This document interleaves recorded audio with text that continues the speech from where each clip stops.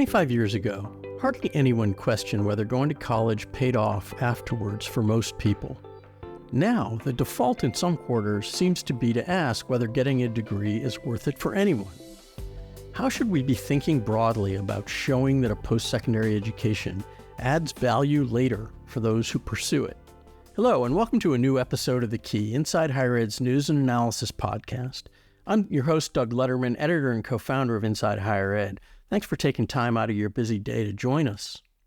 In the last couple episodes of The Key, we've explored some specific angles of the question of how well college prepares learners for what follows, with one discussion about the underemployment of college graduates and another about how institutions are developing alternative credentials to improve the workforce readiness of their students.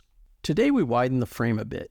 I'm joined by Zakiya Smith Ellis, who spent the last 15 years in a variety of government, philanthropic, and other roles, examining college affordability, value, and student success. After stints in the Obama administration, at the Lumina Foundation, and as New Jersey's Secretary of Education, Ellis is now a principal at the education policy consulting firm Education Counsel.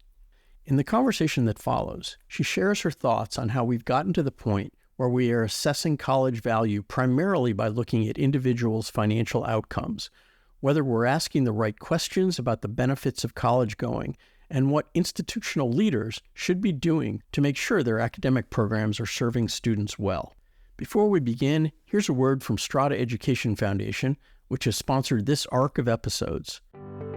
This episode is sponsored by Strada Education Foundation.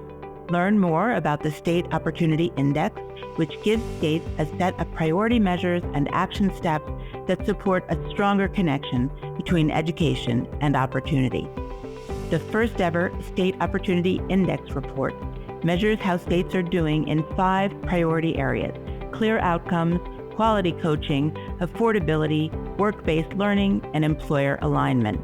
Visit stradaeducation.org/opportunity index. Now on to today's conversation with Zakiya Smith Ellis. Zakiya, great to have you here. Nice to see you again. Good to see you, and thanks for having me. Given the wide variety of roles that you've had in and around higher education in your career so far, what's your current thinking on where we are in terms of understanding or measuring, pick your term, how and how much people benefit from their post-secondary experiences? This topic, it feels like, is a long time coming. I think if you were to go back 15, 20 years, it was just assumed that everybody benefits immensely. Everybody gets $1 million more, right? from their post-secondary experiences. And where it feels like we are now is that there's more of a question mark about making sure that that is actually the case in most places, and actually having that conversation and it not being taboo. Like, I feel like it used to be taboo. I remember a moment when I first started my career, and I think I can say this and nobody is going to be around to question it, but where I brought up a benefits of college kind of report or something that I was working on. And I said, should we talk about how much money people make? And they were like, can't believe you, it's kind of like if you're shopping in a store and you need to ask the price, then you can't afford it. It was that kind of vibe. And I was like, but I might not be able to, what if I actually need to know what this is? Because I am concerned about the debt and the ratio and the time. But it was very taboo, and we're just not there right now. Right now, it's very much seems like there's a conversation about that's almost universal across in bipartisan and different kinds of sectors about the value. Now, how you measure that value, what does that include, what time, all of those, that's very much not settled. But the idea and concept that we should care about the value feels like that is now more ubiquitous, and that is a big change, it feels like, from where it used to be. Your other big passion, or one of your other big passions, is affordability. Do you consider the questioning to have been driven almost entirely or heavily by the questions about affordability, or what are the other factors beyond that are contributing to the legitimizing of the questioning?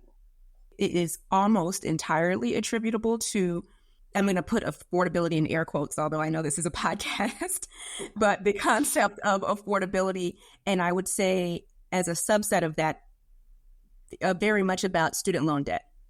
And when you take out loans, if they are unsecured, the whole idea is that you will, they are secured by some future earnings. And so it begs the question about that. So to the extent that, and we know they have, student loans have become more ubiquitous.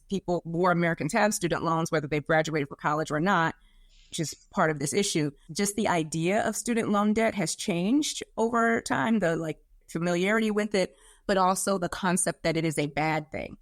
Like when I graduated from college, it was almost a badge of honor. Like, oh my goodness, I have these student loans, but that means I went to a fancy college and I, whatever. And now it's like almost shameful, right? And you don't have to have gone to a fancy college to have student loan debt. And more people, unfortunately, have negative experiences with student loans. And I will add to this the racialized component of that, the disproportionate negative experiences by Black and brown borrowers, and particularly by Black borrowers who have more debt after 12 years than they started out with, which is alarming and shocking and worrisome. It has, I think, made this question about what are you getting from it much more relevant. There are people in higher education who resent the questioning. I always tell them, listen, when you've seen the government have to invest more, you've seen individuals bear greater portions of their educational costs. And this is an inevitable questioning that has visited pretty much every other part of our society and every other major institution. And so it's not personal, particularly, although I know it sometimes feels that way. The other big pushback, and I think this one I have some more sympathy to, is the concern about the overemphasis on financial outcome as the dominant and sometimes almost the only way we judge these institutions. And I think there are a bunch of reasons why we've started there and why some people want to stop there. I'm curious, how, just sort of flagging that issue early on, how you think about why it is both appropriate to focus on financial success and why maybe we shouldn't necessarily stop there if you think that.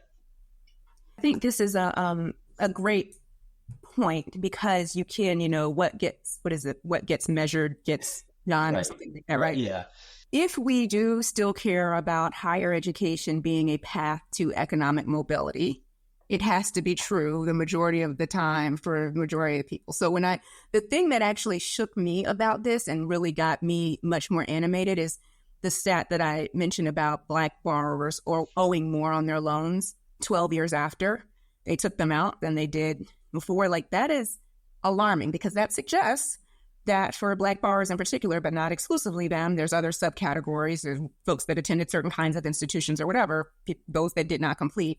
That is actually the average. And I don't think people realize that. And so when you look at, we have had a huge decline in the number of Black students that are actually going to college in the past 20 years. And when folks that have studied this have had focus groups of people, they really do talk about this affordability and student loan issue. They say, I have cousins, uncles, friends who went to college, didn't finish, ended up with debt.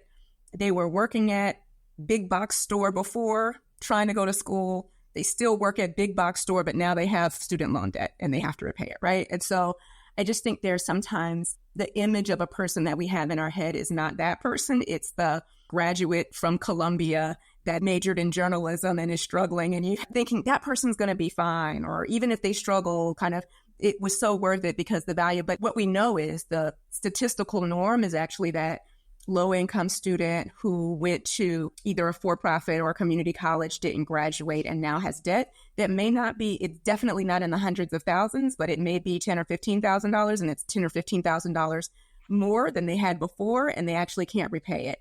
And it then grows, and it's $20,000, it's $25,000, it becomes an albatross. So I think sometimes we think that person is like the statistical anomaly, but again, for Black borrowers in particular, but not exclusively, I just use that as an example because it's like a whole racial subgroup that like has, growing student loan debt. There has been a change. It hasn't always been that way, but we have shifted because of our increasing reliance on student loans. And I think the field needs to realize that this is not the same higher education environment that it was 25 years ago. We have shifted because of our reliance on student loans to a place where this is a problem, and we need to fix the affordability piece and or the value piece. There are some things that have great value, even though they cost a lot, but we don't pay for them with debt largely, so we don't necessarily care. So I think about like wellness retreats that are all about like holistic healing and spiritual. I went to one. It was great, and it was expensive. I think it was very beneficial to me. It gave me a great start to the year. I'm not asking whether it is increasing my financial viability because I didn't take out a loan to go to the wellness retreat. And even if I put it on my credit card, the government didn't give me money and suggest implicitly that this wellness retreat might increase my life earnings. What we do is we give people, parents and students, loans with the implicit understanding that they are going to be financially better off and in a place to repay them. So I definitely think these things are intrinsically linked. The other thing that I will just say, other than the like facts of that, is when you think about the broader benefits of higher education, which are very much about the intangible benefits, there are some like voting or health or connections and social life that you could probably measure if you tried.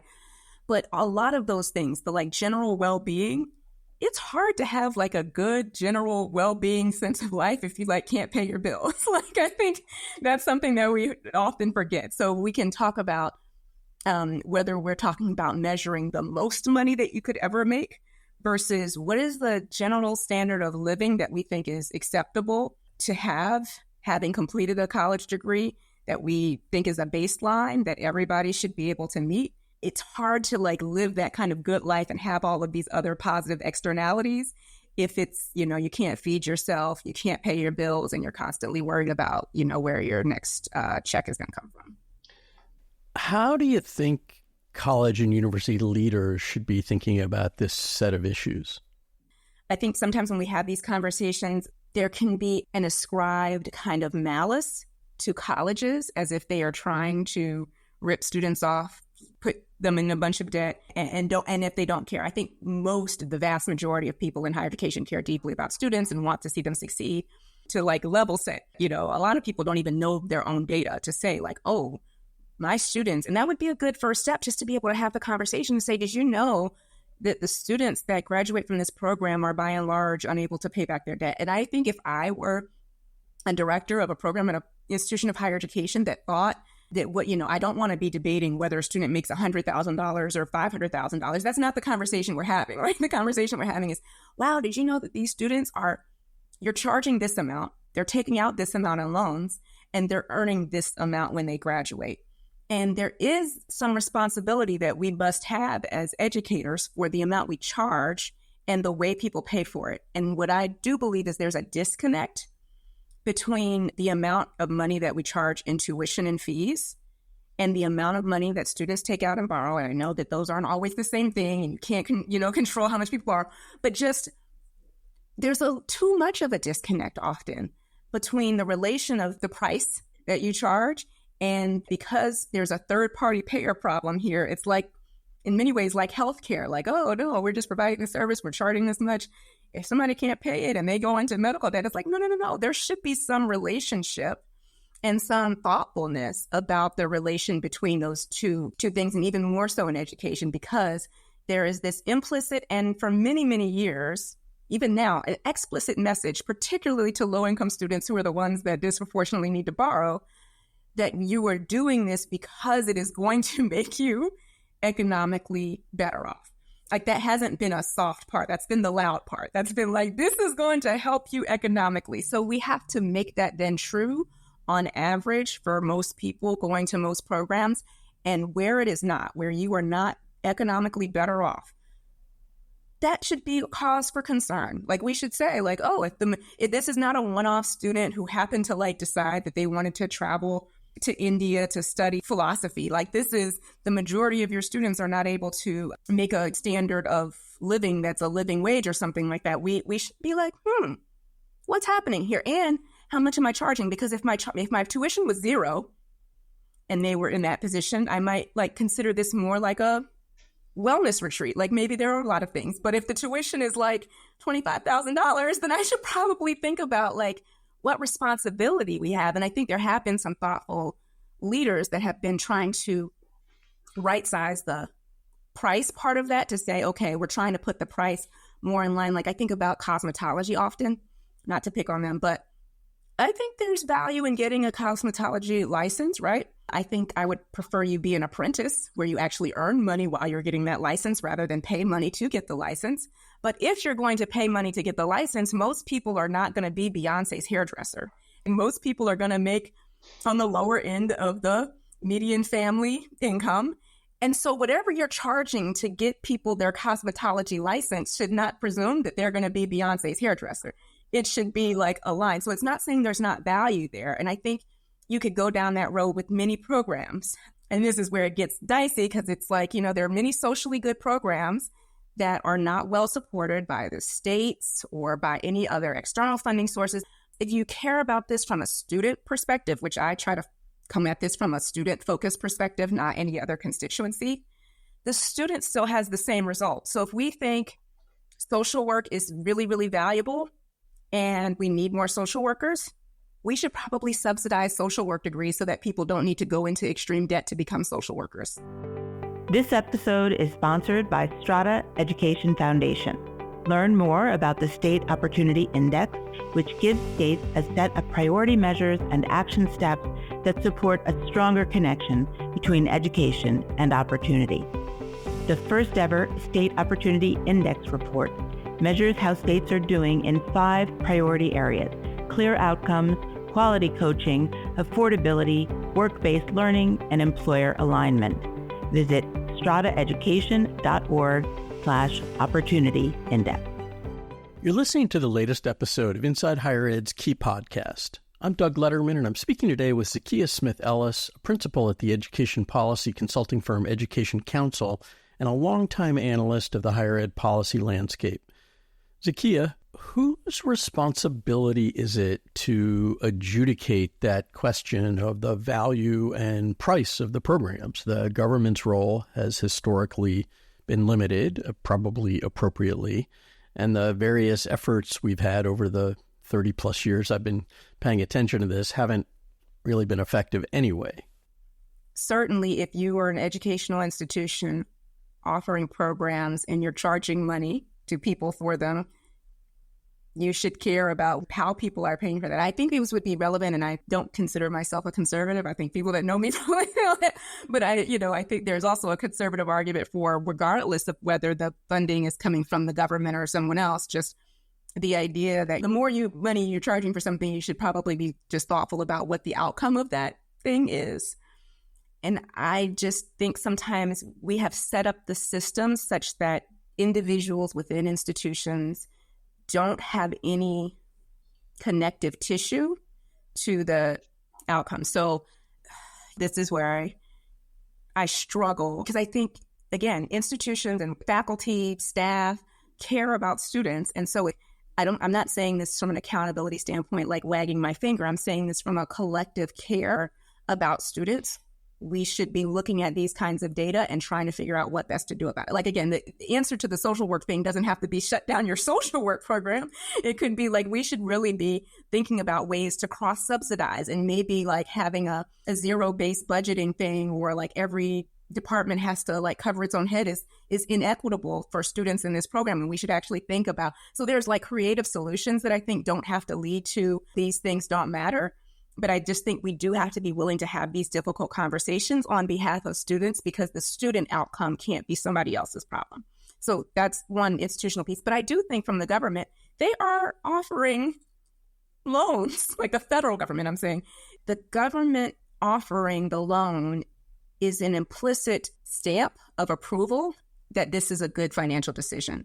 And we have been blaming individuals too often. I think what I would say to the like whose responsibility, it's not the individual's responsibility to know, oh, I shouldn't take out this much money. The family's responsibility to know this is not a good financial decision. And we too often go to that place. Like, everybody wants to blame the student. Why then, bank government, the government is the bank, did you think it was a smart financial decision to offer an unlimited amount of debt to this entity this way? Like, that is where the responsibility should lie, as the like underwriter of the debt. So I think institutions and federal governments and then state governments, there's a whole unwrapped piece of this at the state level that is less about like student loan underwriting. The state sanctions institutions of higher education. When I was secretary in New Jersey, I realized one of the most important things you can do is say you get to be an institution of higher education that's incorporated in the state or that is operating in the state. You get the actual license to say that I'm here. And there is an implicit suggestion that I have done some vetting to suggest that the programs offered here are of value and benefit to the residents of this state. And we're probably not taking that role seriously enough. The number of SHIOs that, get to look at when institutions are offering new programs and do program approval, it may seem rote and one of the most boring things. But when you see a new program and that program is another master's in education, do you not have enough master's programs in education in your state? Is there a need for another one? Or is this a marketing thing for one institution and it could be fine, but just being able to ask those kinds of questions and think about what is the need and how we are each perpetuating potentially part of the problem. How much progress do you think we're making at asking the right questions and starting to arm the various players with the right information to know how they're doing and be able to potentially address the problem? I think we're getting there. We have a lot of data challenges still. I know Strata just came out with this Opportunity Insights report, 50 states, that I think was a great next step in being able to look at some of this at a state-by-state level and think about kind of our progress on it. The piece that I think is probably most still missing is when you do start to get to this level, it's not just, so the outcome, you want to know what is the outcome so you can think about what's happening, just knowing what's happening. But when you get to the question of what do you do about what's happening, that's where it, I think, gets much more squirrely and actually requires some data that we don't have. Where I would say if you had two colleges that were in the same state that both offered sociology programs and one was really, really great and one was not, what you might find is that one is subsidized by the state at a higher level than the other college, and just beginning to unpack how much it actually costs to offer the credential. That is a whole can of worms that we have not. I remember Jane Wellman and the Delta Cost Project and stuff like that, but we are not where we need to be in understanding that. And if you actually care about, I think, solving some of the inequities in funding by institutions, when you start to think about historically Black colleges and universities, what I feel like what happens when you start to go down this road is colleges will say, wait a minute, we're doing the best we can with what we have. We don't get, a fair shake, a fair amount. A lot of that is true. We don't have the data that we need to really uncover that piece of the onion to say, how do we fix the problem once we've seen it? Are you concerned that the questioning of the value and skepticism about the delivery of the outcomes is having or going to have impact on people pursuing post-secondary education? I'm a little torn about what to feel about that. As somebody who generally thinks the asking of the question is the right thing in general, also know that it can be oversimplified, misused to discourage, and it's likeliest probably to discourage the people who are already underrepresented in our post-secondary education and training ecosystem. And obviously, I know you're not going to say, yeah, they should go ahead and pursue the credentials even if they can't afford it, right? But how do you think about that, and how do you, as somebody who is student first, how do you think about advising that we should be doing to those people? We know that we've moved away from the oversimplified, everybody gets $1 million premium, but we also know that college on balance for many people, maybe most people, is still worth it. I'm curious how you think about the potential impact on attainment, especially for underrepresented groups. I'm so glad that you asked this question, because I think it comes up often with folks who are dealing with students that are in these communities that do not want to discourage them, who say, if you tell them that they're going to take on this amount of debt and that this is going to be their likely earnings, they will not come because they will say it's not worth it. What I would say to that is, if what you're offering to them is mostly programs where they aren't going to see a lot of financial return and they are going to face large levels of debt, that, like, if you can't make the case, the answer shouldn't be don't tell them until they graduate that they can, because what's happening now is two things. If they go and it's great and it's wonderful, like I went to college, for what it's worth, I stopped talking about this a lot publicly because I felt like it doesn't make me a relatable figure. But when I went to undergrad, I had a full tuition scholarship and I didn't have to take on any debt, right? So I personally am a huge proponent of this. I think it was fantastic.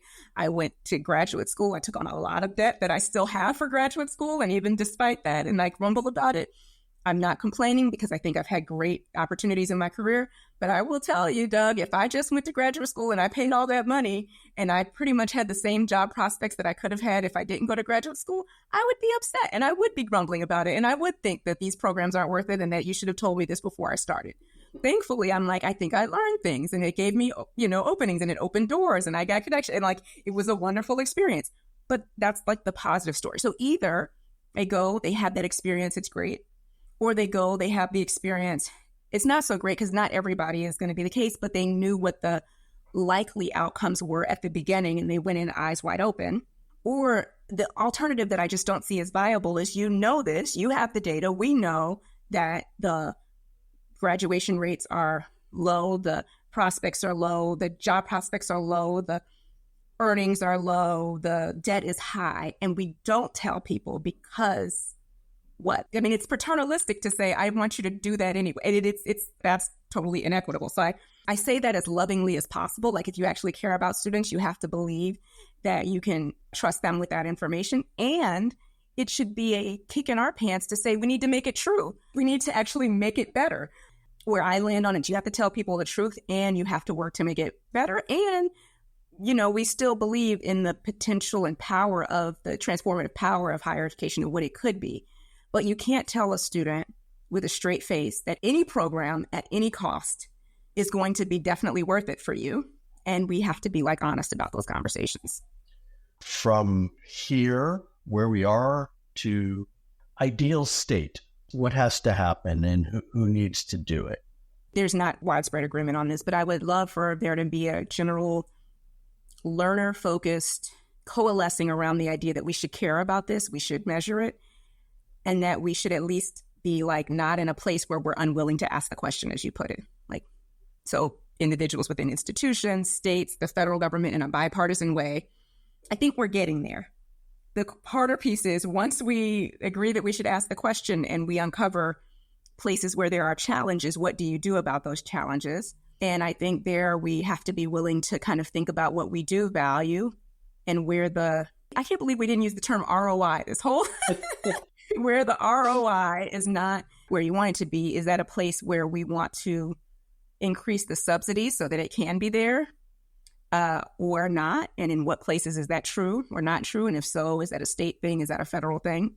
The other piece then is for how we operate our student loan programs, including the parent and grad loan programs, where a lot more debt can be accrued and where this question becomes even more relevant because so much more debt can be accrued. And that is not something I think most people are really open to discussing in a lot of detail.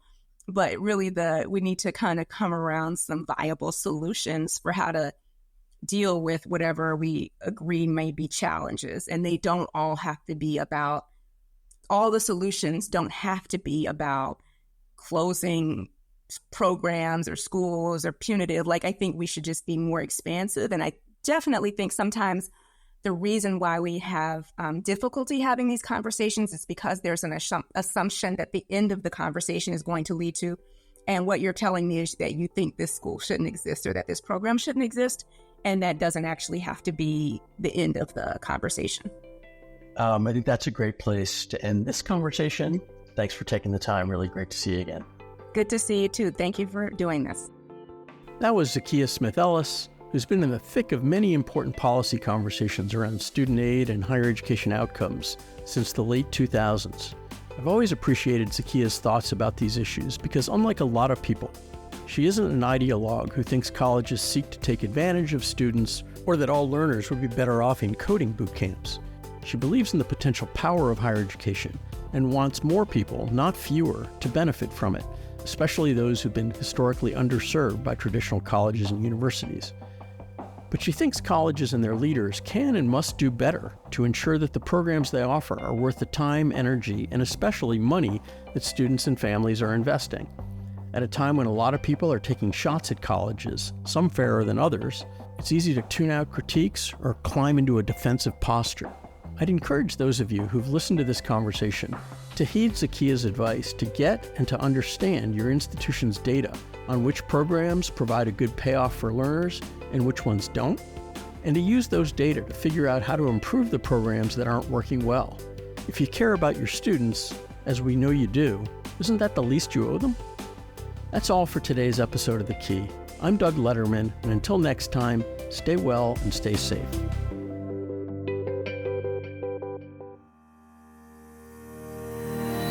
Are you passionate about student success?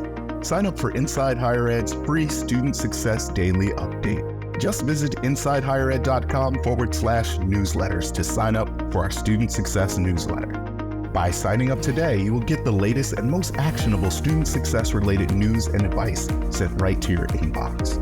Learn more at InsideHigherEd.com/newsletters.